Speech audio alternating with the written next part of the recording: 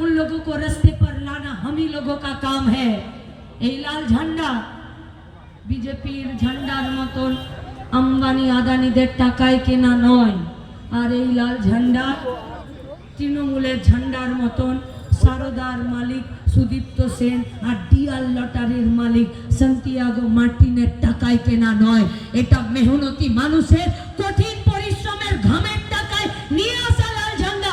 আর এই লাল ঝান্ডা জানে গরিব অসহায় মেহনতি মানুষকে তার নিজের শেকড় সমেত বাঁচাতে, আর বাঁচতে গেলে যেটা দরকার সেটা শিক্ষা স্বাস্থ্য কাজ নিজের মাথার ছাদ, আর তাই লড়াইটাকে এগিয়ে নিয়ে যেতে হবে। আর সেই লড়াই আমরা আপনাদেরকে কথা দিচ্ছি, একটি মানুষেরও যদি নাগরিকতাকে নিয়ে কোথাও কেউ কোনো ভেদধারী এসে এই রাস্তায় দাঁড়িয়ে কেউ যদি জালসাজি করে, লাল ঝান্ডা আপনাদেরকে কথা দিচ্ছে